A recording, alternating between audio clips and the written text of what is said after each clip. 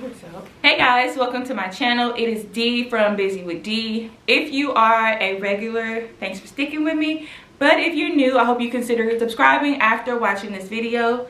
As you guys can tell by the lovely title, I am making the DIY TikTok Ikea, I don't know the name, but it's a grid mirror, kind of industrial style mirror. It is going in our master bedroom, which is where I am now. This is mine and my husband's room. This will be video 1 of a series of videos because I am making over our bedroom. July of this year, it's January now, so July of this year will make 2 years that we've been in our home, and our room is kind of plain. I'm not gonna lie, it's kind of plain. We have a bed, 2 nightstands, a dresser that just got here 2 weeks ago, and a TV mounted on the wall, and 2 of those plants that you see back there. But that's pretty much it. So I wanted to give this bedroom a little character. It's going to have the vibe of our house. If you follow me on my Instagram, you know I've been making over various rooms in our home, our nook, our my office, my husband's office, the living room. So it's kind of going to have that same vibe, but I want to add a little more industrialness, if that's a word. A little more of that to it. So yeah, that's what I'll be doing. If you're interested in seeing the progress or the process, then subscribe and click that bell. But I'm going to show you guys a quick tour of the room, and then we'll get into the mirror video.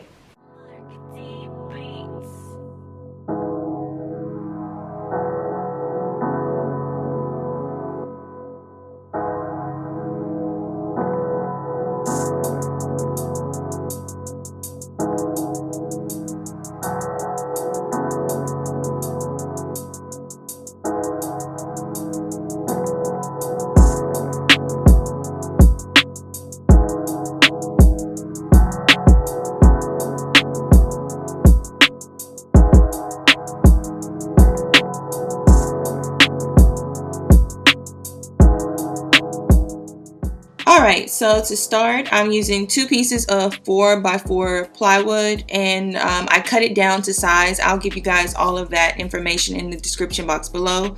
But here I'm framing it out with scrap pieces of wood in my garage. My whole goal was to use as much scrap wood as I can because I have a ridiculous amount of it, so I was just trying to get rid of it. But I should not have used those white pieces, which is MDF, to frame. I should have used real wood.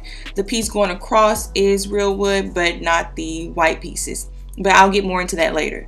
So I secured the MDF with wood glue and brad nails, and just secured it all around the edge of the frame of the plywood, and that was just to give me more support and something to grab whenever I want to move the mirror.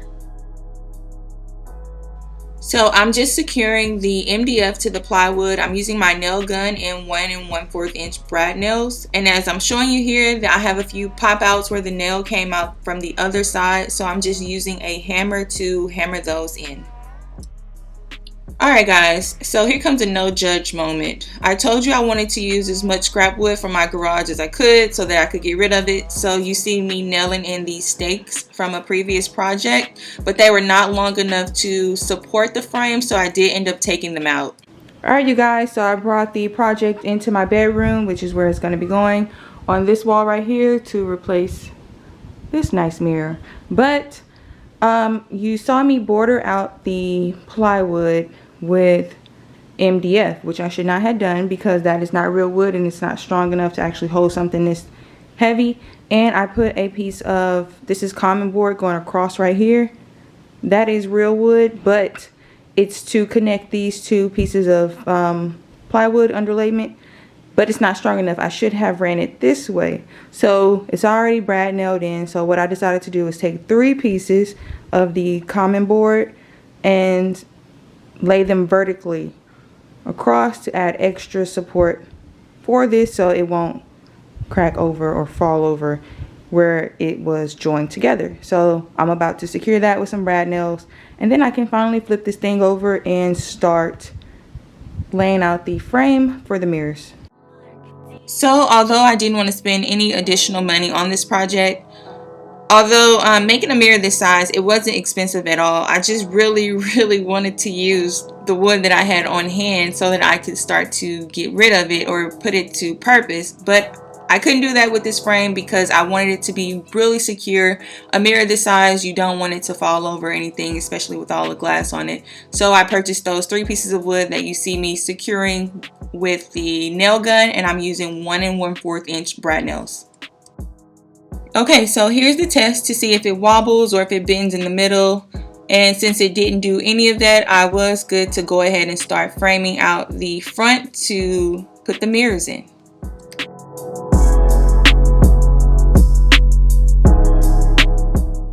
So to frame out the mirrors and the border, I'm using 3/4 inch trim or molding. I'm not sure what it's called, but again, I'll find it and link it below.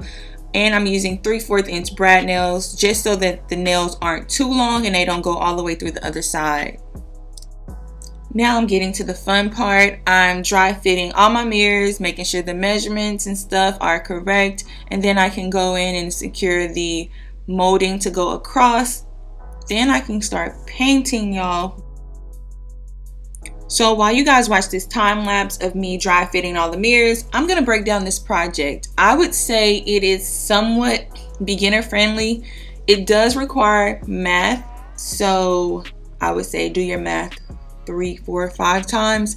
And depending on the size of the mirror that you want, it does get a little bit more difficult the bigger the mirror gets, because if it's just you making it, it gets really heavy, and then that's more mirrors, and then the expenses go up, and then it's a lot. But I would say it's very doable. Don't let the size, deter you, as long as you do your math correctly and you have the proper tools. Most of my tools that would have made this project a breeze, I left them at my mother-in-law's house because my husband and I are working on a project at her home. So it's a little bit more difficult for me, but as long as you have the tools and the things that you need, it should be somewhat of an easy project. So the frame here is done, and at this point I was excited because that meant I didn't have to cut another piece of wood. But if you look at the end, the last 3 squares are slightly smaller than the rest, and that is because I opened a pack of my mirrors from Ikea and they were cracked, and I was not going back to Ikea to replace those mirrors that day, so I just ended up making the frame slightly smaller and just cutting off the cracked area. I used wood filler for all of the seams and sanded it down. That's not on camera, but I did sand that down. Next, I'm priming. I use sample paint, guys, which is like, I think $3 at the most. Sample paint that I had left over in the color Ultra Pure White to prime the frame, and then another sample paint in tricorn black to paint the frame. So that's only about $6 in paint, and this mirror is almost 8 feet tall. So you can go ahead and get you just 2 little sample paints from Home Depot or Lowe's or wherever, and paint your mirror instead of getting a whole quart or a gallon.